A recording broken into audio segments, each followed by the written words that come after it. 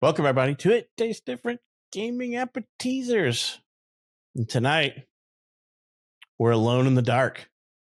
Embracer Group has shut down Alone in the Dark studio, Pieces Interactive. Embracer Group, the new EA, as we all like to call them, is at it again. So on June 17th, on Pieces Interactive's Twitter, they posted a little farewell note. It's basically saying goodbye and thanks for all the fish, but now it's time to go. Embracer Group shut them down. So basically on their Twitter feed, they had a little statement. Pieces Interactive released over 10 titles on PC, console, and mobile since 2007.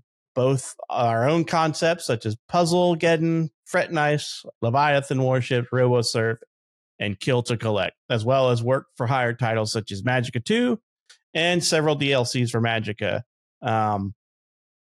So they just released their version of Alone in the Dark here not too long ago.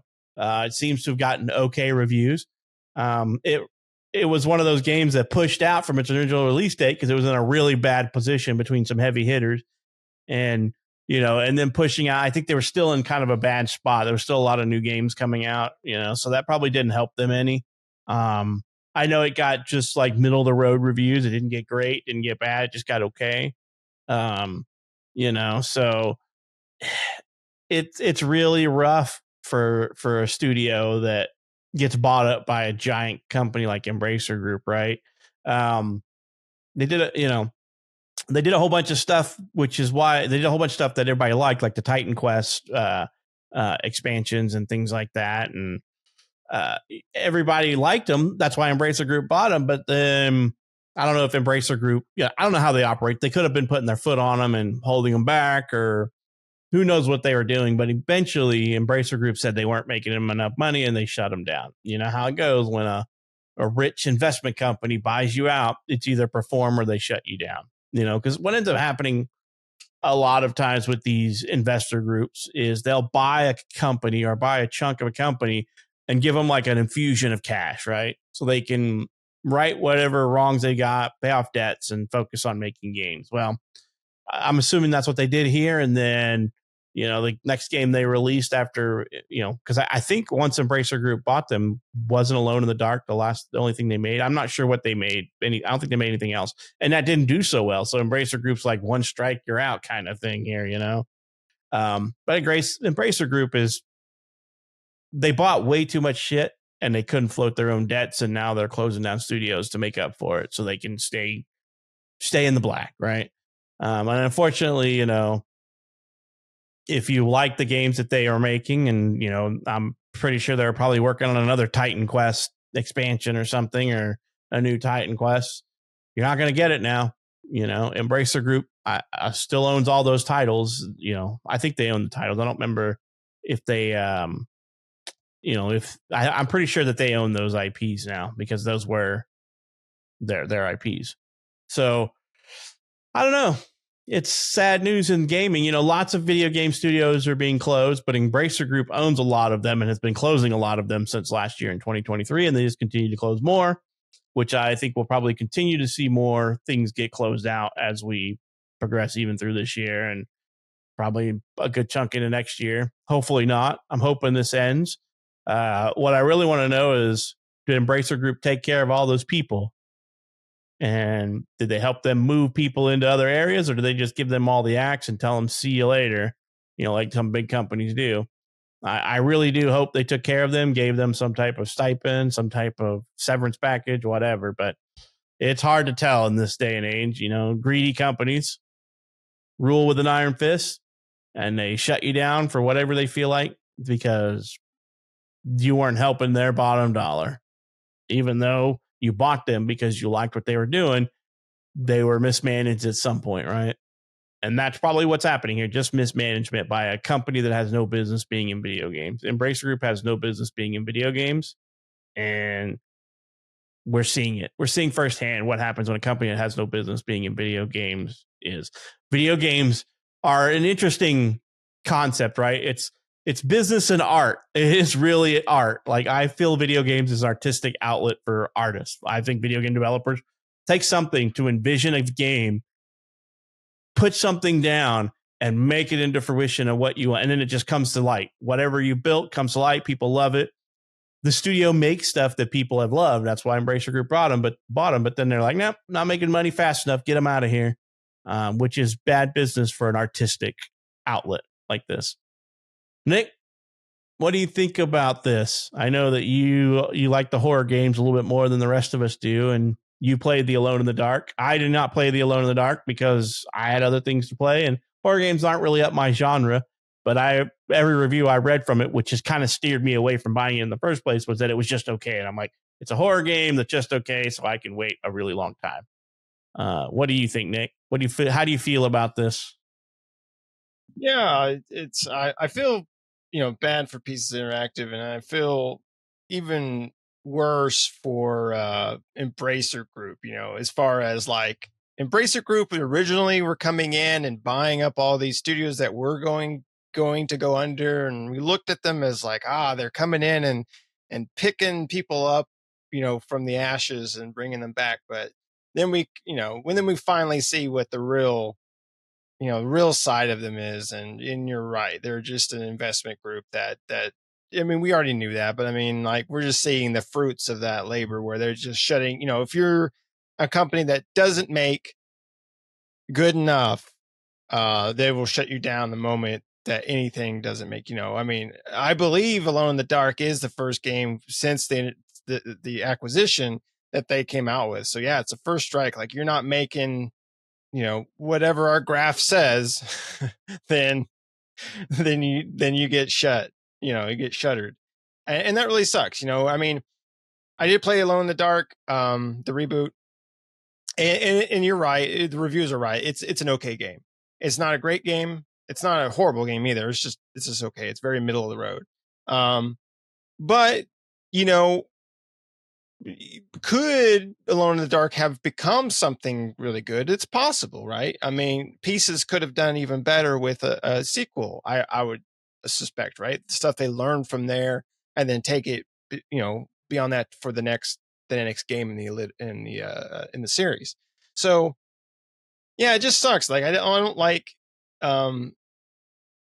Embracer Group is becoming like the EA and the Activision, more of the EA really, of those publishing arms out there that just take in they took in all these great developers and all these great games that we were excited and happy that someone came in and swooped in and grabbed them. But then now we're disappointed because they swooped in and grabbed them only to just cut their legs off later on, right? Instead of, they were on the guillotine and ready to get their head chopped off, and they took them off the guillotine, saved them, and they put them into another guillotine, right? That's basically what they did. They just lined them all up and said, all right, who's going to get chopped now? I wanted to do it myself instead of like the other person doing it. That's basically what happened. They just changed hands. That's really all that happened. Embracer Group decided they wanted to do the chopping, not let someone else do it. So and they've, not just Pieces Interactive, but they've shut down a lot of studios. And then the thing that sucks about that too is a lot of those games, there's a lot of those IPs they acquired. Where do those go now, right? And that was our problem at the beginning with Embracer, was all these IPs were going to just die into the ether. And then that's where Embracer came in and swooped up a bunch of these companies and stuff to kind of save those IPs. And then now that they're putting a bunch of companies on the chopping block, what's going to happen to those IPs? Again, it's just like EA and all these other publishing arms. If you're not going to do anything with them, give them to someone who will, right? Sell these IPs to somebody who is going to do something with them. I hate when publishers come in and they buy up a bunch of IPs and they just sit on them. It's like, Konami is the freaking worst with that. It's like, they're making Metal Gear Snake Eater 3, which is great, looks great. But like, unless Konami's going to come back full force and start making Castlevanias and all this crap, if you're not going to do anything with it, Konami, give it to somebody else, right? Just give her all your IPs to someone else, sell them off, and give them to somebody that's actually going to do something with them. I hate when publishers take all these IPs, all these cool games that can still continue to make more new games of, and they just sit on these things forever. Like, oh, well, one day we'll do something with them. Yeah, it's like they're a bunch of hoarders. They just like, one day I'll do something with that. No, you won't. You're going to sit there and it's going to sit in the corner, and then you're never going to do anything with it. So, do something with it. And so, yeah, I mean, hopefully we don't know about the severance package for Pieces Interactive or what they've done for that, but hopefully they've taken care of the people or move them to maybe different groups or different, developing arms or something like that.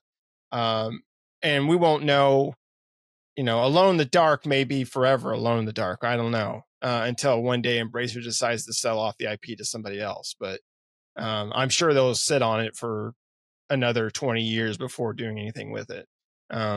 Like most of the IPs nowadays. But anyway, Shane, what do you think, buddy?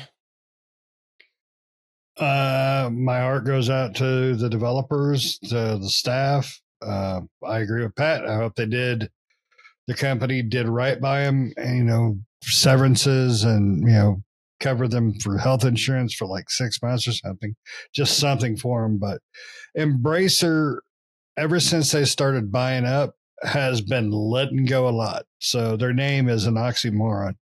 And they piss me off.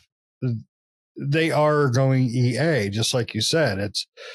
They're buying up, they're cutting, they're chopping people down, and they're keeping all these IPs.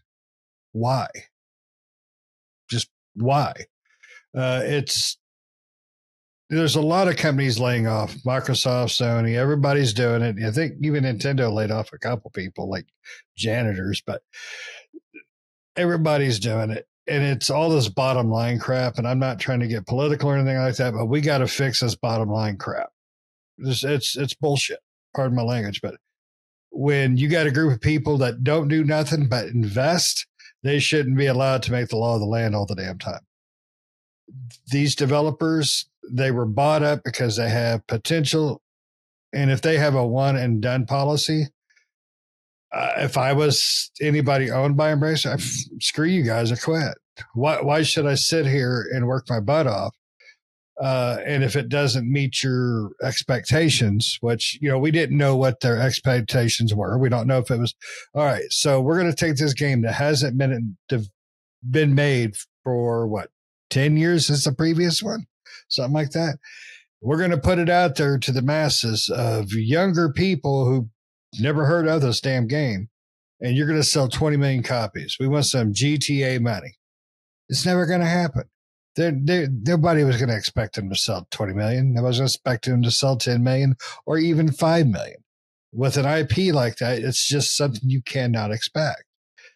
So whatever their bottom line was, that was bull crap, in my opinion. It's just my opinion, but bottom lines are the biggest problem with the world right now. Embracer Group is a pretty, I'm trying not to use too many profanities, but they are a shit company. Ever since they started their buying up, and just like you, Nick, all right, cool, they saved these guys. I see, no, they didn't save them. They just didn't cut that life support off quite as fast. And, they string them along, they cut the oxygen levels down a little bit before they actually pulled the plug on them. And it sickens me. But for some reason, that's just the way and Pat, I'm surprised you didn't bring up, but all these developers, boomed during the big COVID thing, it was at 22, 21. And everybody's like, ooh, and all, everybody's staying at home playing video games. I hope it lasts forever. Bullshit, go back to work. And that's what happened. So, they overcompensated. But I think a lot of it's more than that now. I think a lot of it is way more than that because we're way past it. Now I think it's just purely about greed. Microsoft's layoffs was because they spent $76 billion on a company. Yeah, they were gonna lay some people off. Everybody knew it. I mean, it was gonna happen. Embracer has bought up. God, I mean, we did story after story about them buying up people. I mean, just everybody was getting bought up.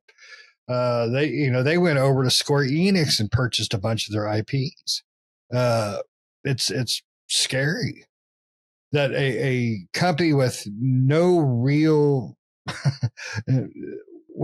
history of video games is just like, all right, we're going to jump into the video game market. We're going to buy up all these companies. I was looking at their portfolios. Their portfolios only show games that were created before they were purchased by that Embracer Group. That I could see, that I recognized, I should say. So there might be a few in there, but the ones I recognized, those were all owned, or those were all developed before Embracer Group was purchasing them. So, so Embracer Group can suck my balls. I hate them. They're a detriment to the gaming industry. I'm really trying not to go on a rant here, but they are what's wrong with large companies owning these smaller developers. AAA game nowadays has more heart and quality in it than a lot of the big AAA games. These small studios make better games, is what I'm trying to say. They make better, richer stories and all that. Stray, for instance, was a fairly small studio, but they got some bump by Sony, and it was a wonderful story. And so the fun games, that one you got us hooked on, it was the little slimy demon thing. It was a 3D thing. You come out of the walls. That was a blast of a game. These large companies, they just don't do it no more. Their bottom lines are ruining the damn industry. They're ruining game development. Sony makes 4 games a year, first party at the most, but they're all quality because I think Sony lets them be them. They don't fight with their developers. They know what they've done, and they let them go at it. But I'm sure they have a little bit of guidance to it. Microsoft needs to take suit of that because I think Microsoft started off with the do your own thing. Oh, no, shit. Don't do that. We got Redfall. Damn it. And then there's companies like Embracer that I think it's all about bottom line, and they don't care what they're putting out. They just want that bottom line. Yes, you're a company, but come on, man, you got to be human too. So that's my rant. I apologize if it went on too long, but that's me. That's my pisser offer. Embracer Group, I hope you sink. Yeah. But let your IPs be free. Free my IPs. Because this is ridiculous. They're going to hold on to that shit until they die, and then they're going to sell them to frickin' EA. Well, I think anytime you have a conglomeration of game studios, you're going to have this problem. I don't care who it is, even Microsoft. Their mass consolidation of studios is not going to bode well. There's going to be closures. They're going to look at the least performative studio, even though that studio may be able to survive on its own because it was small, less overhead. Microsoft buying them may not bode well for them. Their overheads may be too high for Microsoft to want to take on. They may be squeaking out $500,000 a year in profit, and that's not enough for Microsoft, but it's enough to keep a small studio afloat, right? So anytime you have mass consolidation of studios, it's bad. And no matter who's doing it, The only time I am pro giant corporation buying a small studio is that small studio is on its deathbed, and then I'm okay. I'm like, okay, see if you can breathe a little life into them, but a lot of times we don't even know that's a problem, right? Sometimes you don't know the internal financials when like Embracer Group buys this, they may come in. Like there's plenty of investment firms out there that do this with other companies. They'll come in and they'll be like, hey, this company's in trouble. We're going to come in and we're going to assume their debt. We're going to turn them around. That's their goal. And then it just doesn't work out and they shut the place down. So the place would have probably closed quicker. We don't know any of these details. All we know is that Embracer Group, mad dash buying up as much as they could buy up. And and then 2023 hit and it's like, start shutting stuff down. We got code red going on over here. We're not making enough money. So we got to trim the fat. And the fat may have been a studio that could have survived on its own or not, so. Unfortunately, it's the way of business these days.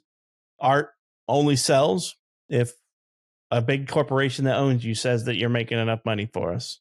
If you're making a profit, it's not good enough to just make a profit. You need to be making buku profit. Buku.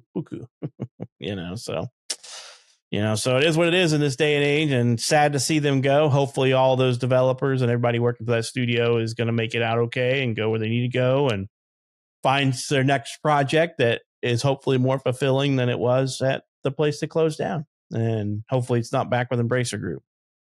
So, all right. You guys got anything else you want to say about Embracer Group buying all these studios before we Rochambeau them? Nope. They could eat a big old sack of buttholes in hell. Yeah. All right. So let us know what you think down in the comments. How many Rochambeaus should Embracer Group get for this one? You know, they need to line it up, let all the people have a kick. All right. Well, let us know what you think down in the comments. And we've reached the end. If you're not subscribed, why not? Hit that subscribe button. Help us out. We enjoy all the new subscribers we get and all the interactions we get in the comments, good and bad. We don't mind a good heckler, and every now and then it's quite entertaining. So, you know, help us out. Hit that subscribe button. Hit that bell to get notified when we put out new videos. And we hope you enjoyed this episode and hope to catch you in the next one. See ya.